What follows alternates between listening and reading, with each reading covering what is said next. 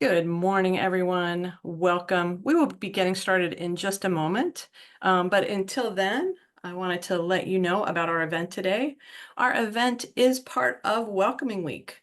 Through Welcoming Week, organizations and communities bring together neighbors of all backgrounds to build strong connections and affirm the importance of welcoming and inclusive places in achieving collective prosperity. Welcoming America designated the city of Pittsburgh as a certified welcoming city in 2021.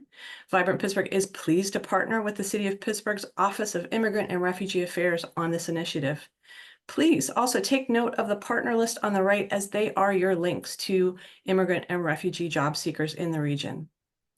Vibrant Pittsburgh is a premier economic development membership organization dedicated to supporting the growth and economic competitiveness of Pittsburgh as the region's central resource, spokesperson, and convener on workplace diversity, equity, and inclusion. Vibrant Pittsburgh's mission is to accelerate the business community toward equitable, inclusive, and diverse workplaces, creating a future forward region.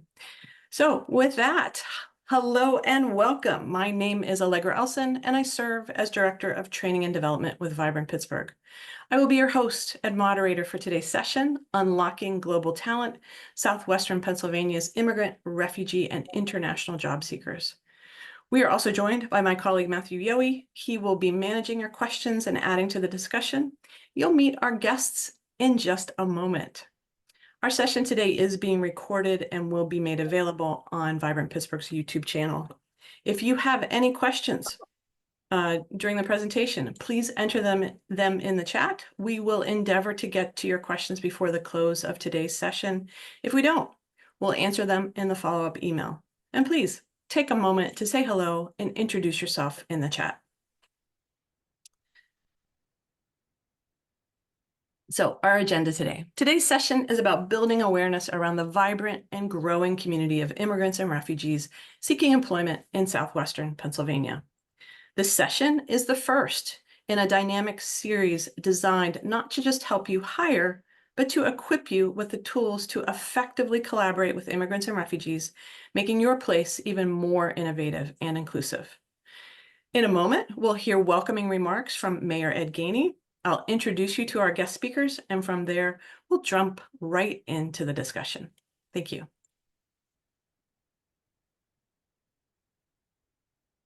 Hello, I'm Mayor Ed Gainey, and it is my honor to welcome you to this webinar on behalf of the great city of Pittsburgh. It has always been a priority for my administration to foster equitable opportunities for our residents to thrive. I like to refer to myself as the Chief Equity Officer of Pittsburgh, and I recognize that it's my responsibility to move us towards the vision of creating a city for all. As such, my administration has centered equity to ensure that people in the Pittsburgh region are connected to good quality careers. This includes our immigrants and refugees communities. We are so fortunate to exist in a region filled with a diverse pool of talent. As you look to build your team and your business, remember our local immigrants, refugees, and internationals who bring a unique set of skills and experience to the workforce. Having a workforce that is rich in diversity and inclusion ensures that our city continues to grow and remains competitive on a global scale for years to come. Imagine the great things we can accomplish when we all come together in mission to make this city the most livable city in America, not for some, but for all. I know that when we work together, Southwest PA can and will be a place where every resident feels safe and is welcome and can thrive. Thank you for joining us and exploring ways to unlock the global talent in Pittsburgh and throughout Southwest Pennsylvania. And thanks to Mayor Gainey.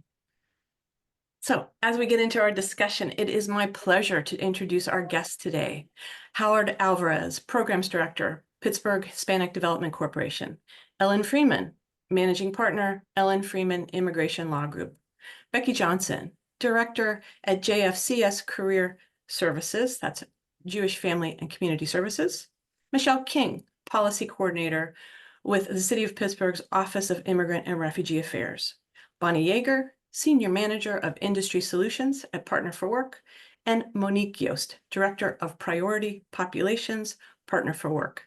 Thank you all so much for being with us today.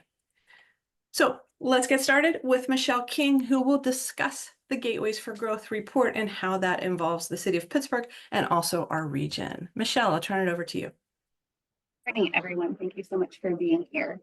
We want to start out just to kind of lay the groundwork of why we're having this discussion, some of the things to know about our region. So as Allegra mentioned, the Gateways for Growth report was launched. We published it last year as part of a grant with the American Immigration Council and Welcoming America to look at our region, the demographics and the economic impact of immigrants and refugees. So just wanted to start out with some, did you know things that hopefully you realized, but in case you did you know that Pittsburgh and Southwest PA are a hub for innovation across critical sectors with strong growth in advanced manufacturing, including robotics and biomanufacturing, broadband and clean energy, including batteries, and transportation infrastructure, particularly our local, county, state, and federal highway projects play a major role in providing well-paying, sustainable jobs in our region. And then thanks to Partner for Work for this information, but as of June, there were 1.9 active online job advertisements for every unemployed worker in Allegheny County. So that's almost 2 jobs for every unemployed worker. So we know that there is a need for all of you who are employers to fill those jobs. And we want to talk today about how we might be able to give you some suggestions to do that. Next. And thanks, Michelle. And we do know that immigrants and refugees are able to fill those labor gaps and labor shortages too. So, yeah. So we want to talk today about how global talent can help. I won't go through all the numbers on the right. If you want access to the Gateways for Growth report, I think we can pop that in with the materials at the end of this as well. But just to highlight some of the things. So immigrants and refugees that were 18.3% more likely to be of working age than their U.S. born counterparts in Pittsburgh, according to the Gateways for Growth report. So we know we have an aging population, and we know that the immigrants and refugees that are coming in are able to fill those jobs that some of their counterparts are not. They also help to preserve or create 1,200 manufacturing jobs that would have otherwise been eliminated or moved elsewhere. And the numbers are from 2019 because that's the last data that Gateways for Growth was able to include. But we know that that's still true today, that they're helping to preserve or create jobs. Also that they contribute to the economic expansion and not displacement. They are starting businesses. So according to studies, we know that immigrant entrepreneurs are more likely to start businesses than native born citizens, which benefits the economy overall. And they also bring spending power. They expand the market, which leads to increased opportunities for employment. In 2019 alone, immigrants in the county housed $730.8 million in spending power, paid $202.9 million in federal taxes, and paid $95.1 million in state and local taxes. And in 2019, immigrant residents in the city contributed $3.5 billion to the city's gross domestic product, or GDP, or 11.1% of our total GDP for that year. These figures derive from calculations based on immigrant share of wage income and self-employment income in the 5-year American Community Survey sample from 2019 and statistics of GDP from the U.S. Bureau of Economic Analysis. And I know that's a lot of numbers. And so you'll get the slides, but we'll make sure to link to the Gateways for Growth report as well.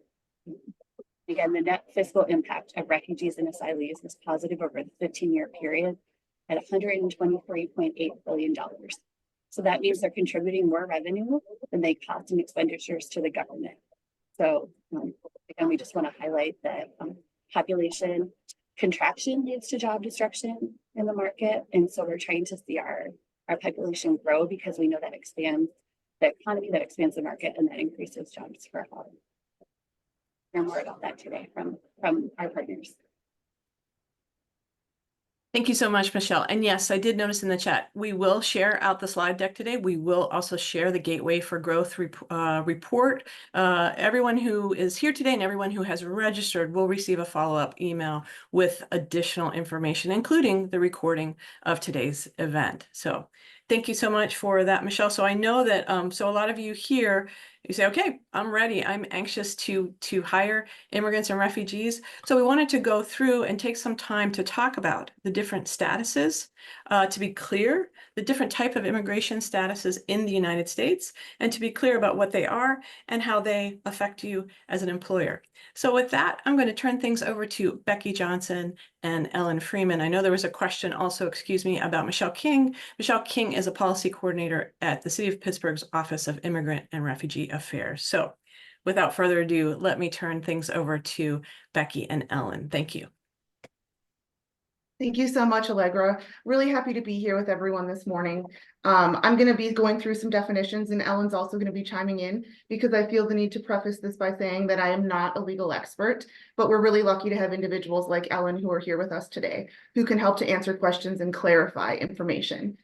So for many of you, when you're thinking about hiring, especially from within the immigrant and refugee populations, I'm sure there are many questions that come up about the logistics and the practicality of doing that, especially when it comes to someone's status.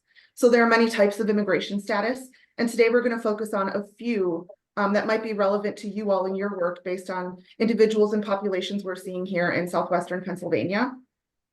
But Ellen and I really hope the information that we share is helpful to you all and relevant to you in your work. So briefly, let's talk about a few definitions. We're going to start with citizens. So citizens are someone that has legal status.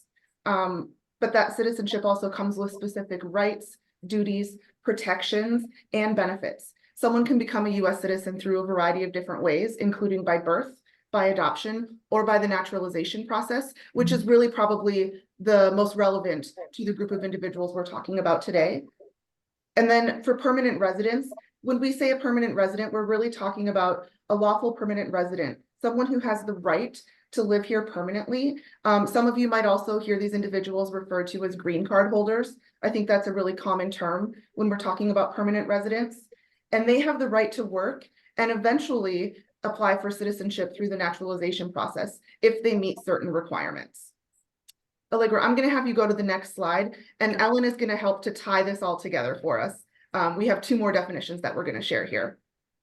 So a non-immigrant visa holder. This is a big name, and you might read it and think, what are you talking about? So when we think about non-immigrant visa holders, we're really talking about a non-citizen, a foreign national who's been granted entry to the United States for a specific purpose.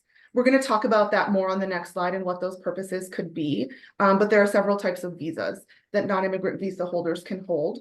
And then refugees and asylees. We are also going to dive a little bit deeper into refugees and asylees, but these are individuals who are unable or who are unwilling to return to their home countries due to persecution or a fear of persecution. And one of the primary differences between a refugee and an asylee is where they apply for protection and how they actually enter into the United States.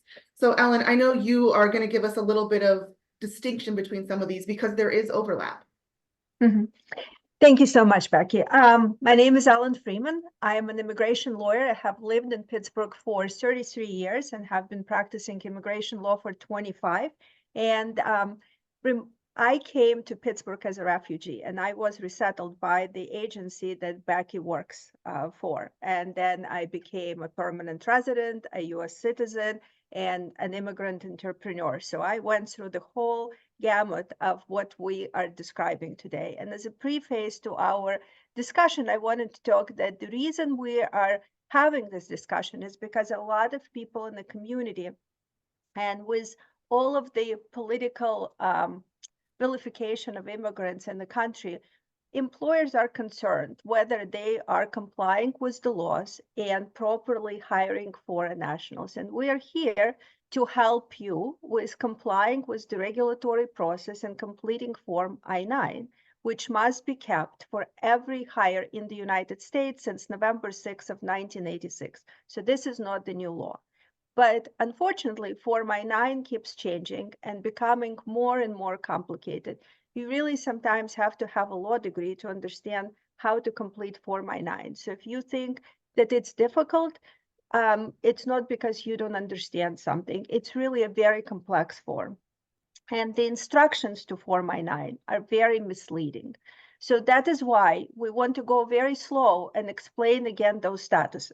The way the Form I-9 is designed and the way the instructions are written is really for US citizens and maybe legal permanent residents. And when it comes to anybody else who is not, and that's the people we want to hire and want to welcome in our community, it becomes very complicated.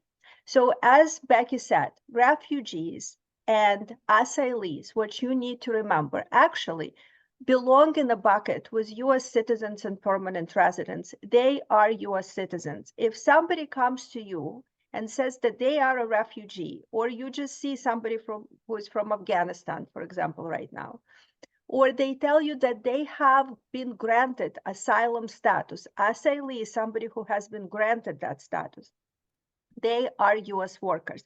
It doesn't matter what documents they presented to you for I-9, just assume that they are authorized to work. You need to know that they are authorized to work. And the fact that right now it may be confusing how to complete I-9, we will figure it out. Becky's colleagues will help you. I will help you. I am here not because I'm trying to get business as an immigration lawyer. I'm here because I'm a refugee who was welcomed to Pittsburgh and resettled here. And I'm very happy to answer any questions that you have on I-9 and follow up later on, have a specific discussion on just forms I-9, what we do with them, how we keep them, and how we complete them. But if somebody comes and says they're refugee, they're authorized to work, don't ask them for specific documents. No, don't ask anybody for specific documents, but just assume they can go and start working, and then we'll figure out how to get their paperwork done. That is not to be confused with a lot of people in the country. We think about 10 million who applied for asylum. So these are people who came to the United States and then afterwards said, you know, I'm afraid to come back home. And generally, somebody has to apply within 1 year of entering the United States. After they have been waiting now for quite a long time, they're granted employment authorization while they wait for their day in immigration court or multiple days in immigration court. And unfortunately, we have such backlog of these cases in immigration court that it may take a decade for them to finally have their day. And for all this time, they're authorized to work. Again, they may or may not have right away the documents that are easy to understand, but these people are authorized to work. It's just a matter of learning about it and asking questions. Becky, I'll let you continue. Is this slide helpful to be at this slide? Yes. Yes, this is perfect, Allegra. Thank you. And Ellen, thank you for sharing a little bit about your history. I think your history and how you arrived here and what you're doing now is really a prime example of what we're talking about today and the benefits and what refugees and immigrants contribute to our society. So just from me to you, thank you for that. So remember, we talked earlier about non-immigrant visa holders who've been granted entry to the United States for a specific purpose. And oftentimes that specific purpose can include particular skills, education, work experience, or anything that allows them to stay permanently in the US through a variety of employment-based visas. And some of these visas are terms that some of you are probably already familiar with. When you think about a B1 or a B2 visa, or many of us have heard often an H-1B visa. I feel like that is thrown around very often, but those visas are often tied to non-immigrant visa holders, these individuals who are coming because they bring a particular skill set or type of work experience. Refugees are fleeing violence and persecution worldwide, which I touched on in that previous screen. And I'm also going to give some snapshots of refugees going forward. But I think it's important for everyone on this call to understand, building off of what Ellen mentioned, that refugees undergo a very thorough vetting process abroad before coming to the United States, including extensive screening by US federal agencies. And refugees, as Ellen said, are immediately authorized to work upon admission to the United States. That admission to the United States for a refugee often comes by way of a refugee resettlement agency, much like JFCS, where I work. I'm in the career services side, but we have a refugee resettlement department who is working day and night to resettle refugees in our region. There are many forcibly displaced migrants around the world and many who've made their way to the United States. We're going to talk about a few others over the course of this presentation and the statuses that they may have that give them authorization to work. So Allegra, I'm going to have you go to the next slide, please. And I'm not going to spend a lot of time talking about this, but I wanted you all to understand in my next few slides a little bit more about refugees and a snapshot of who these individuals are in the United States, but then more specifically within our region. So every year, the US welcomes thousands of individuals with refugee status, and the number who actually come to the United States depend largely on world events and US government policies. You can think of the civil conflict in Syria. You can think of the exodus of individuals from Afghanistan when the Taliban took over, the Russian invasion of Ukraine. Those are all examples that might lead to people coming to the United States. So the President of the United States actually gets to set the cap on the number of refugees that are going to enter the US each year. This is called the presidential determination. And where we are at for this current year, we're in fiscal year 2024, we're anticipating reaching 125,000 refugees entering the United States. And for the upcoming fiscal year, which is going to start on October 1st, we're anticipating a very similar number. And just to put that in the frame of Pittsburgh and our region for you, we're expecting to welcome 1,325 individuals this current year through the 4 local refugee resettlement agencies that are operating in Pittsburgh. So that's a small piece of a larger number, but there are refugees living all around you. Some people think, I've never met a refugee. Odds are you have. You've met them in your daily interactions, in your grocery shopping, when you're staying at a hotel, maybe through one of the other parents at your children's school. People often say that, and there are so many ways that we're all interacting and might not even realize it. Allegra, I'm going to have you go to the next slide, please. Thank you. And so again, it's been mentioned a few times that these slides are going to be shared out with people. So I'm not going to go super in depth into all of this. But I just wanted people to understand a little bit of what I mentioned earlier, those world events and government policies that might lead for people coming to the United States. That's especially true of refugees, of Afghans who are fleeing the Taliban, of Ukrainians, many of whom are coming here while the Russian invasion of Ukraine is taking place. Most recently, in January of 2023, the US introduced a program to welcome several hundred thousands Cubans, Haitians, Nicaraguans, and Venezuelans through a process known as humanitarian parole. We'll touch on that a little bit later, but even here in Southwestern Pennsylvania, I think many of you are working with a number of Haitians and even Venezuelans. I know we've seen through my work. So people are coming to our region and they're ready to give back. They want to find work and they want to start to build a life for themselves here. And then we touched on asylum, but just to give you that sense of numbers, 36,000 a year get approved. That's pretty small in the scheme of people who might apply. So an asylee is a non-citizen in the US who, as we mentioned earlier, tied into refugee and asylum definitions, is unable or unwilling to return to their country of origin due to fear of persecution. But someone who's been granted asylee status is allowed to live and work permanently in the United States. That is different than someone who is still in the process and is still seeking asylum, which is the next definition we've talked about here. We mentioned that individuals who leave their home country can enter into the United States, and Ellen said within 1 year of arrival can make an asylum claim. That asylum claim can take years to process while it's moving through the courts, but there are instances now where individuals are being given work authorization while they're in that asylum seeking status.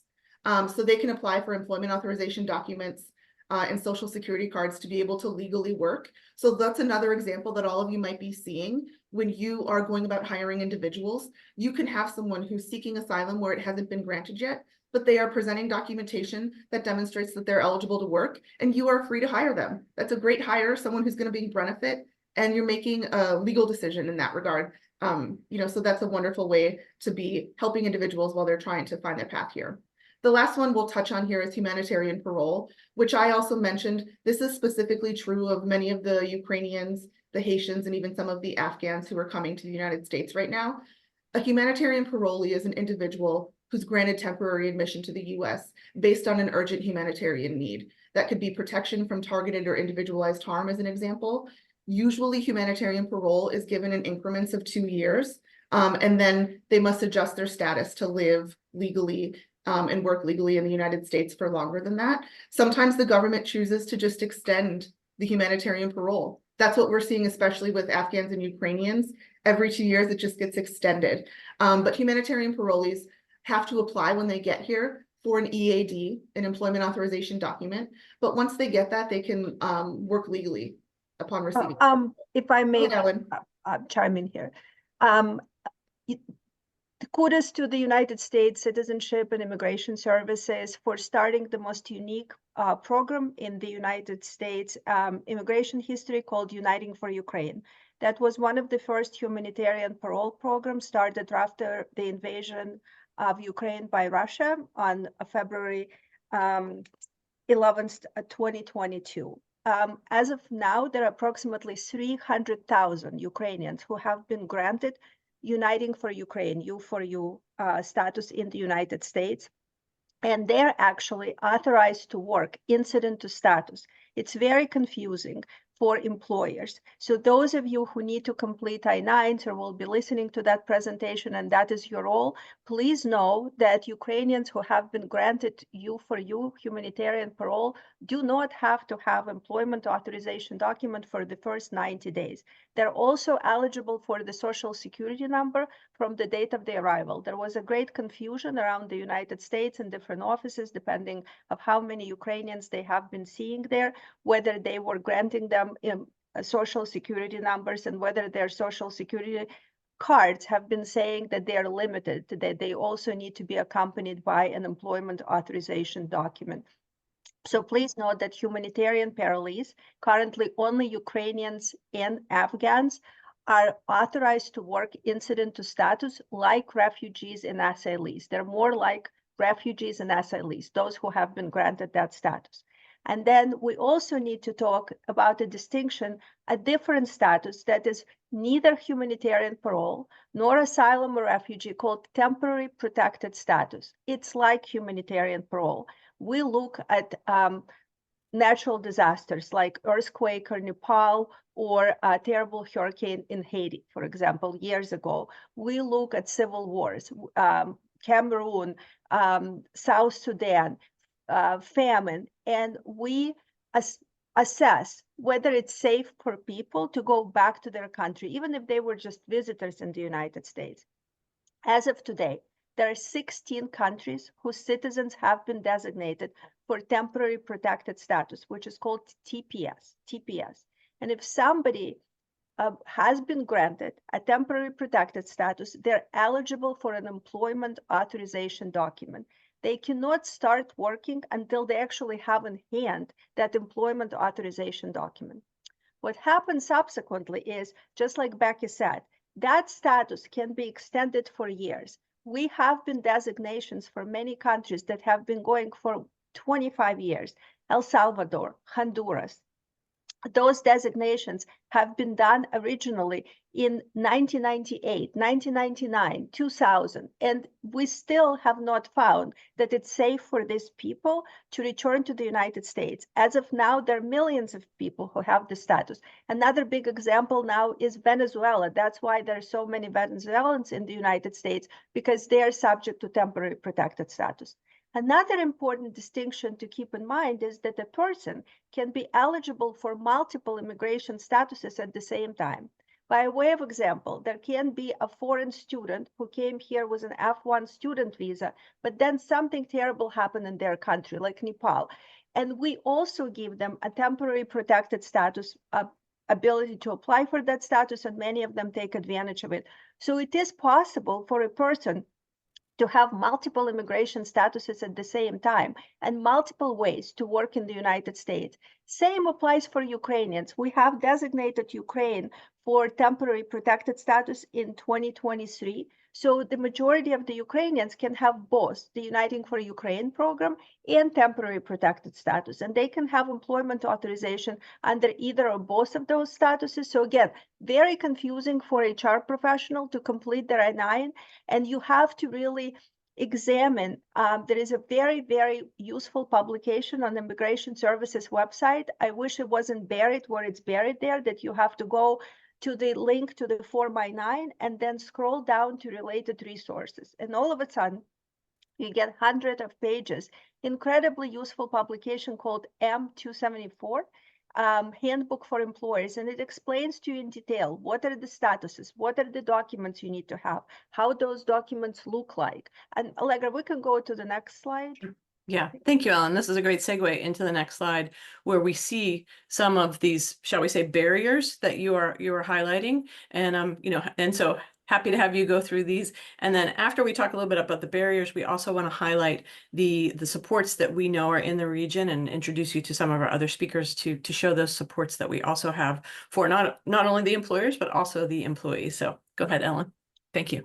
Thank you. So the reason we started this discussion is because a lot of the employers are worried that they are violating the law, that they don't have the correct documents to complete Form I-9, employment eligibility verification, and Becky's colleagues get the call that we're going to let go of this employee because we don't know how to complete the Form I-9, or we don't know that this person is authorized to work. I would caution anybody to be very mindful that first examine that you really got a legal opinion, you got a professional opinion from your colleagues, that you really have a situation where the person lost their employment authorization or is not eligible for employment authorization. Because of the terrible backlogs at the Immigration Service with the issuance of employment authorization documents, Immigration Service in the past few years has made multiple exceptions and said that people now are eligible to work in certain categories while they're waiting for a new employment authorization document. For example, if we have a foreign student who is eligible to work for an additional 2 years post-graduation because they graduated in a STEM degree, it's 180 days. But a lot of the people in those temporary protected statuses, humanitarian paroles, certain spouses of non-immigrant workers, guess what? They get 540 days to work while they're waiting for an employment authorization document. Incredible, a year and a half. And so I would caution anybody from dismissing an employee because they don't have an employment card in hand. They may have a piece of paper that says they applied for an employment authorization document and it's pending and it authorizes them to work.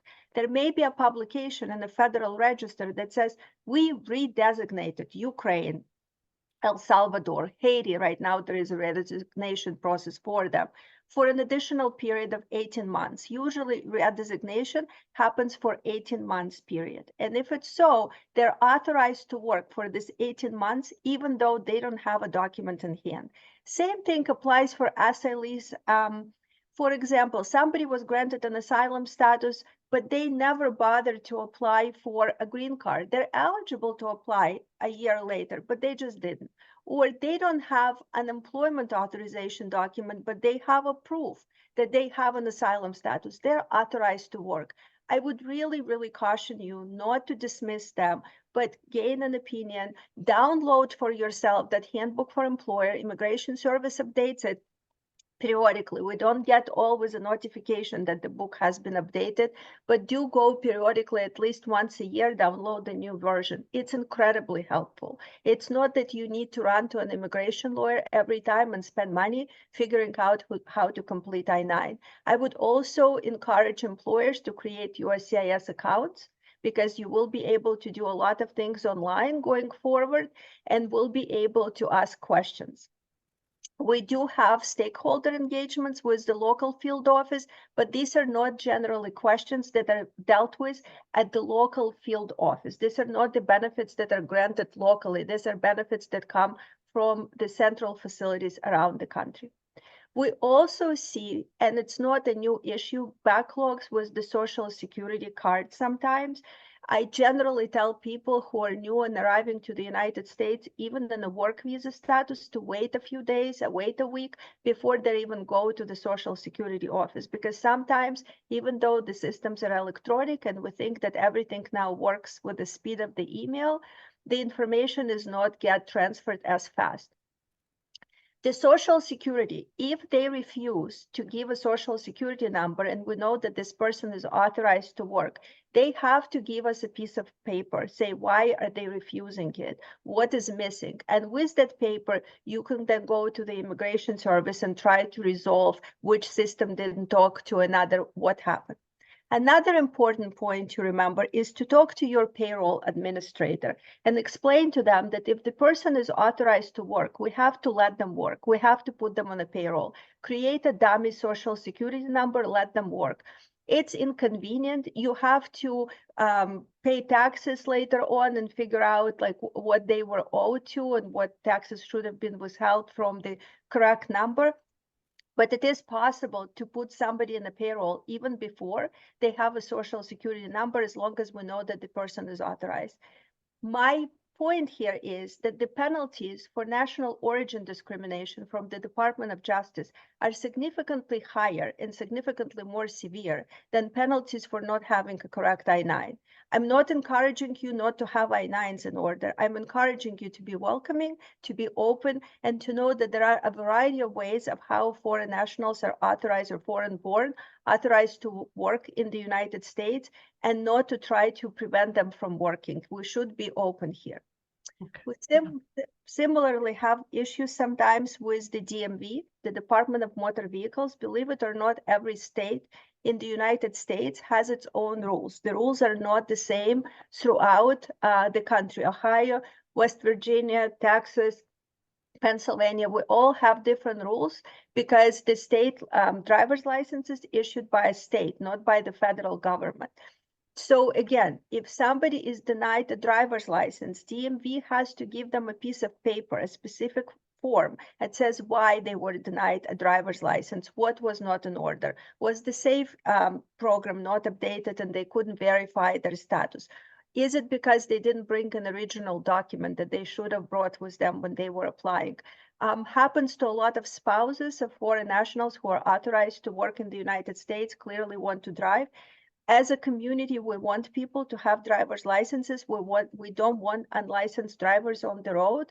And generally, the Pennsylvania DMV is very welcoming and has a really good publication about driver's licenses. A lot of people don't review it before they go and get frustrated that they waited in line and couldn't get a license, but we also should encourage them to look on a website to make sure they brought all of their original documents and they have everything in line to go and apply for a driver's license. And Becky, I don't know if you would like to add here. Thanks for that, Ellen. I actually had put a note in the chat as well about driver's licenses and social security cards that, you know, when many from my refugee employment work, we see so many times where a refugee is hired, you know, and they might show their employment authorization document, but then when that expires, and Ellen talked about these backups, you know, we encourage our clients to submit their social security card and state ID. Those actually demonstrate work authorization when combined.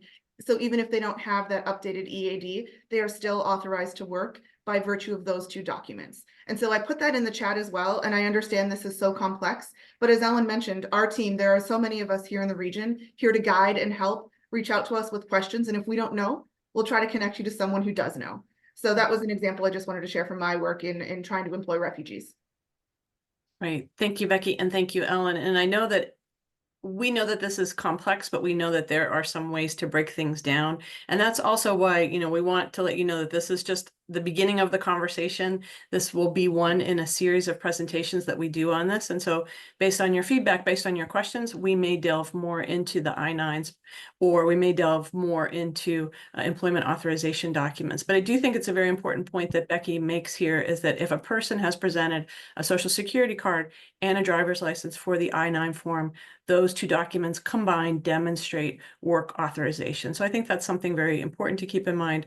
We are going to provide links to the documents that Ellen has referenced. I want to, thank Christy for also dropping those in the chat, but we'll combine all of those together for you. Let's just take a moment to take a pause here to see if there are any very specific questions about these. Again, we'll be sharing the recording, we'll be sharing the slides, but I also want to, number one, be able to move on to highlighting a few of the supports that are out there. As I said at the beginning, we are in partnership with many, many of the organizations in Pittsburgh who work with immigrants and refugees around working in our region. So we want to encourage you to reach out also to those organizations that we are in partnership with.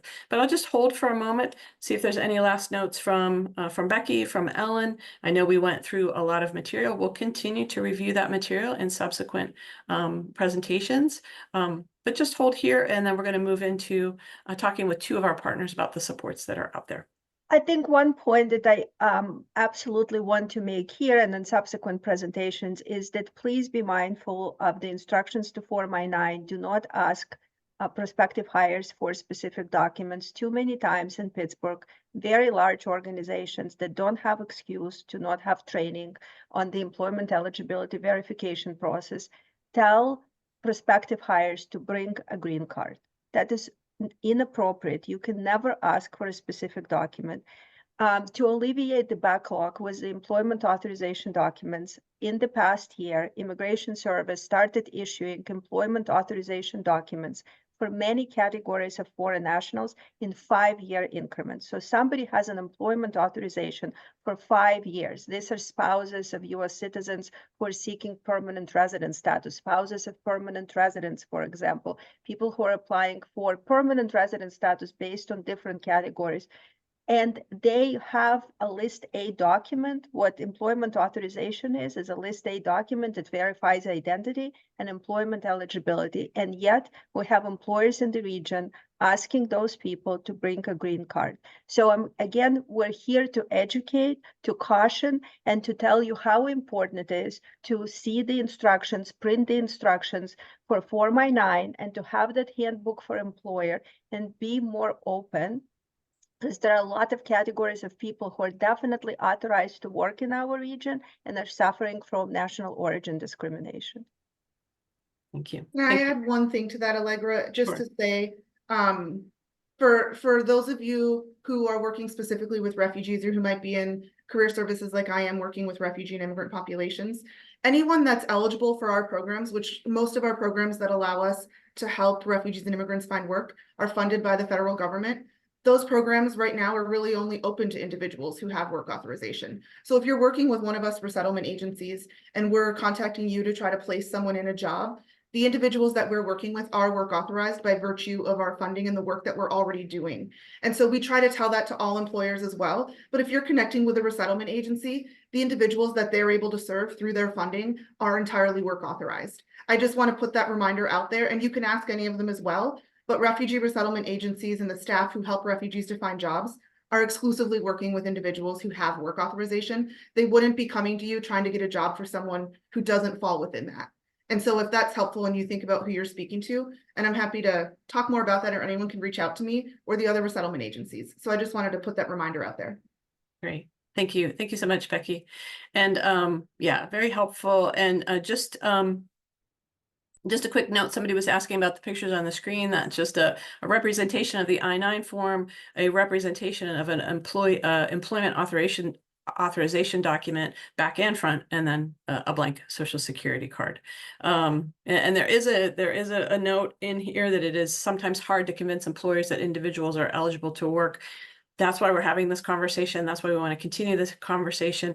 This presentation will also be on our YouTube channel, and it will be open to the public. So we encourage you to share this with folks who might have some hesitation, or share this with folks who have questions and want to reach out to any of us, particularly those, as Becky said, in the refugee resettlement arena, who can answer those questions. So Becky, Ellen, thank you. I know we're going to have a little Q&A afterwards, but I do want to take a moment to turn things over to Monique Yost and Bonnie Yeager at Partner for Work. And then after them, we'll also hear from Howard Alvarez, and we'll be open to questions. And some of you asked questions when you registered. I'm going to take a look and see if we've covered some of those questions. So Monique, Bonnie. Sure. Thanks, Allegra. I appreciate it. Thanks to our colleagues, Becky, Ellen, Michelle, everyone who's contributed thus far. Super, super helpful. And we're super happy to be here to help. So good morning, everybody.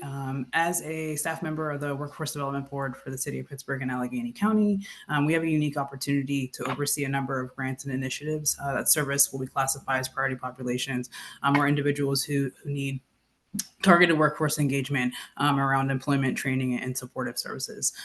To that point, and through these efforts, we endeavor to best support and assist folks and residents of Allegheny County and the City of Pittsburgh in their efforts to work, obtain training, etc. To that point, I will pass the mic to my fantastic colleague, Bonnie Yeager, to discuss a little bit more information about job quality. Sure. So for the employers on the call, what this really means is that Partner for Work is able to support you through the entire process, from recruitment, training, onboarding and hiring, and all the way through retention. So for employers, we can offer supports around recruitment and training through our programs that Monique mentioned, connecting to job seekers directly through our PA Career Link offices and other providers. We have youth providers, we have priority populations providers. And when I say providers, I mean those are organizations that are serving job seekers. So there are career services that those job seekers are taking benefit from. And on the employer end, we're able to connect you to those job seekers. And it's really great to keep in mind that these individuals are getting specialized supports through the public workforce system. So they're really great candidates. And certainly these are individuals that fall into the populations that were discussed today around global talent. It's also the broad population. Any Pennsylvania resident can walk into a PA Career Link office and receive services. Any youth in the state of Pennsylvania can walk into a youth career service provider and receive services. So we're talking about a really great talent pipeline. And then briefly on the retention side, we can also partner for work, and our partnering organizations and providers can offer support in coaching through and adopting best practices that we know lead to stronger retention. As the labor market remains really tight in our region, hiring right fit candidates is extremely important. Retaining those candidates once you hire them is equally important. You don't want to put a lot of investment and time into hiring somebody just to lose them shortly after. So we're able to support on that front as well. I will wrap that up here and to say that if any of this has piqued your interest, please feel free to reach out to myself and also Monique and connect with us after today. Yes, please do. Thank you, Bonnie. Thank you, Monique. And we will be sharing out the emails of all of our guests today. And for another support for both employers and employees, I'd love to turn things over to Howard Alvarez at the Pittsburgh Hispanic Development Corporation. Howard? Good morning, everyone. Thank you so much, Allegra, and thank you for all of these speakers that made this great presentation. I would like to speak about the Pittsburgh Hispanic Development Corporation. We are a community and economic development corporation in the greater Pittsburgh area, and we have a housing, employment, and community initiative and business incubator program. And within employment, we assist individuals from the Hispanic Latino community to find employment opportunities in the Pittsburgh region. So in this sense, we work with the prospective employee and the employers in order to facilitate the hiring process. In that process, we provide different services. As for example, we have a job listing and we post already 254 job positions from different employers all over Pittsburgh, Allegheny County, and surrounding areas. We help them to create resumes and review in case they need some assistance or they need to adapt it. I have to highlight that this is an educational program as well. So we have to teach them how to present themselves, even though if this is a resume or if they are going to an interview. So how that works, which are our recommendations. Also, we help them as well with interpretation. So if you are hiring personnel for some kind of jobs that they don't need to be fully bilingual, we assist with interpretation and translation of documents or interpretation through the interview they will have. And we provide services in Spanish, Portuguese, and English. So if you are struggling with some folks at work that they need some assistance with this task, we will be more than happy and willing to assist. Also, sometimes it is very difficult because of the language and the cultural barrier to go through job applications. So we assist them to do it, even though this is in person, if they need to fill out it in person or online. We need to, if they need to translate documents, we can assist them with that, but this will not be official translation. This is just for your reference and the client reference. We help them to do the background check or medical test if they don't know how to do it, and we facilitate those resources. Also, some things as simple as setting an appointment, guiding them in terms of how to arrive to the workplace, that sometimes it is challenging when you do not know how to manage transportation. And I will have to say that from 2018, we assist 195 individuals in getting employment, and that represent at least 80% of the job positions that we post on our website.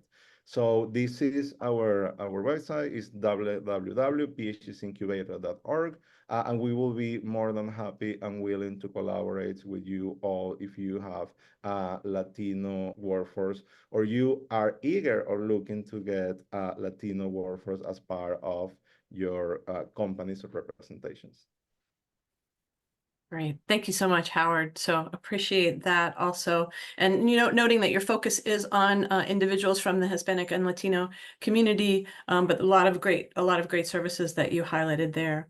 So thank you, everyone. We have time for questions from our audience. There have also been folks in the chat who have been highlighting other organizations and other partners that we work with that also help with workforce and career development.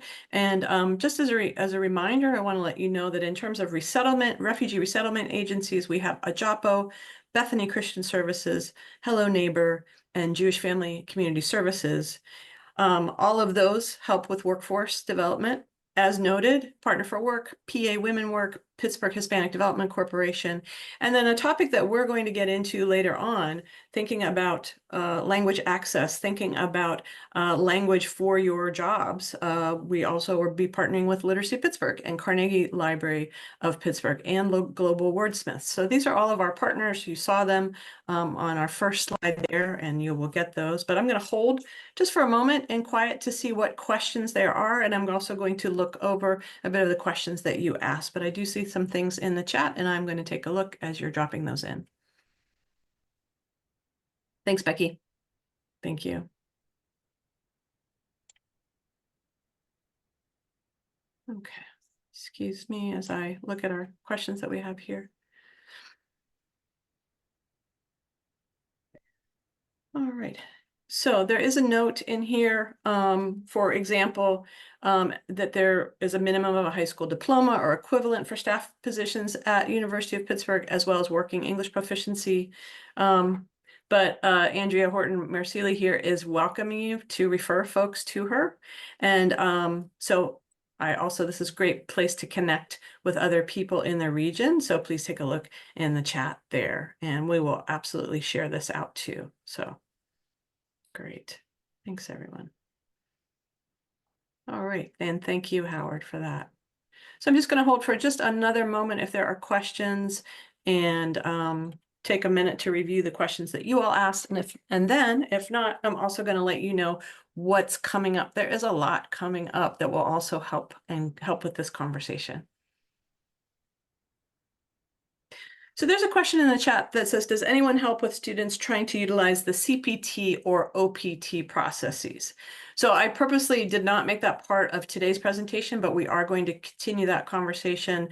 Ellen, I don't know if you want to briefly talk about CPT or OPT. I know that this is, partially this is also responsibility of the universities that have international students in concert with employers looking for those. But I don't know, Ellen, if you want to briefly speak to CPT or OPT, if we want to promote the next time we're going to be talking about this. So Becky was mentioning in her portion of the presentation the non-immigrant visa classifications. Student visa is one of those non-immigrant visa classifications. And what's incredibly important for employers to know is that each non-immigrant visa is employer specific. We don't have any non-immigrant visas in the United States system that allows somebody just to come with a visa status and go work wherever they want. Non-immigrant visas are very tightly connected to a specific employer, specific position, and most of the time also specific location of employment. Similarly, foreign students who graduate and are eligible to work for a 1-year period to further the field of their studies. It's a continuation of their studies, continuation of their training, supposed to work for a specific employer that the university authorized them to work. It's a partnership between the university and the employer, and that employer is entered into a specific government database called SEVIS, and their name then appears on the foreign students form I-20. Every foreign national in the United States has some form of piece of paper or a stamp that denotes their status. Foreign students have Form I-20. So again, students can't just roam around and go wherever they want. They have to go through the university approval process. And just like any other non-immigrant classification, it is temporary.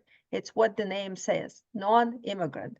It means it's temporary. It's only for a specific period of time. We cannot force employers to agree to hire somebody who may only last for 1 to 3 years. I think 3 years is a good run. If somebody works for you for 3 years as a business owner, I would say it's great. And there is nothing wrong with knowing that maybe this person will not be selected in a later visa lottery, or maybe you don't want to pursue green card on their behalf. A lot of the employers, unfortunately, not willing to hire foreign students, but that is changing with the shortages in the workforce and how we need talented individuals. And I think we will have a big conversation about it in October. Allegra will talk about it in a minute, but we definitely want graduates of our universities to stay in the region, contribute to the region. So Allegra, I'll let you take over. Great. Thanks so much, Ellen. I appreciate that. Yeah, absolutely. So thank you for that. I'm looking at the questions that some of you had put in your registration. Need to know how to make employment opportunities available to immigrant and refugee community for home health care, business, and group homes. I think please reach out to Becky. Please reach out to the other resettlement agencies that are in the region. We covered briefly the question around CPT and OPT. There was a question about interested on how immigration and visa status may affect someone's ability to volunteer. And Ellen, I'll go back to you briefly. Are folks able to volunteer depending, or does their immigration status? Absolutely. Everybody is able to volunteer. By definition, it's unpaid work. What I always caution against is having a medical doctor volunteer in a medical field, having a foreign teacher volunteer and being kind of teacher. There are a lot of people who try to make work look volunteering. As long as it's not work, you're volunteering for a nonprofit, you're volunteering at a food bank, you're volunteering at your child's school. That's true volunteering. Just make sure that it's not a pseudo work. Okay, great. Thank you. Thank you for that. Lovely. Okay.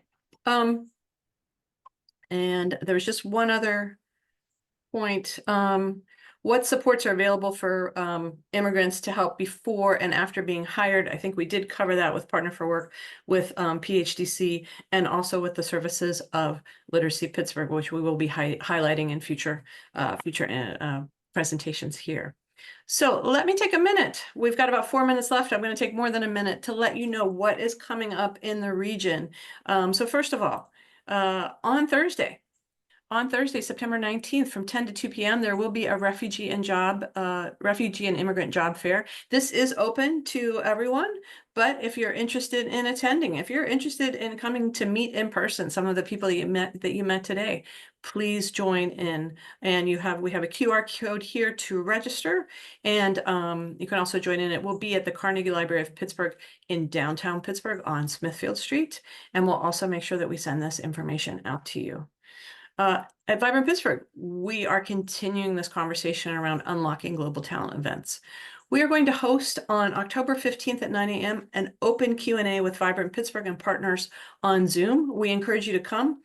It will just, honestly, it will just be open. If you have questions, if you want to have a discussion with us, if there are questions that maybe we can't answer, but we can get that information for you, absolutely, we'd be happy to do that.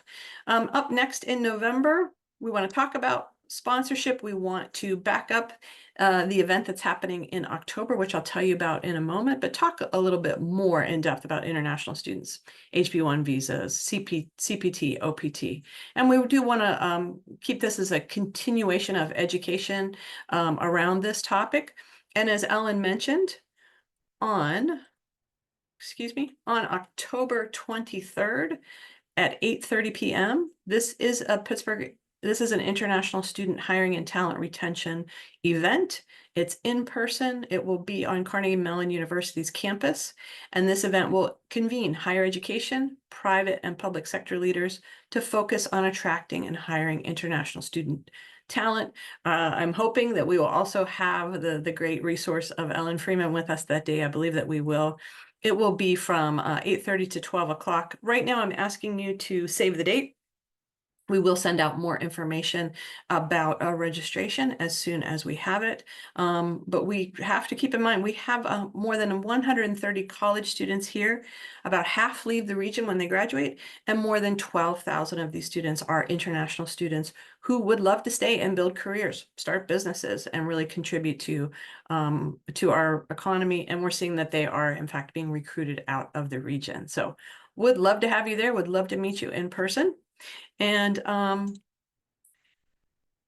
so I will hold here. I want to say thank you. Thank you to all of our guest speakers. Thank you, Michelle. Thank you, Becky. Thank you, Ellen. Thank you, Howard. Thank you, Bonnie and Monique. And thank you to Vibrant Pittsburgh also for leading this with the Office of Immigrant and Refugee Affairs. As always, you can stay in touch with us on our social media channels. We are going to provide all of the emails for everyone who spoke, everyone who can help you with these. If you have questions, please feel free to reach out. There will be a follow-up email with this, but I'm really heartened by our conversation today. I want to thank you so much for being here. I want to thank you for the interest and thank you for the engagement. And we are so looking forward to continuing this conversation because it is so essential to have, as Mayor Gainey said, to have a region for everyone. So thank you, everyone. We will be in touch. Have a great rest of your day and week.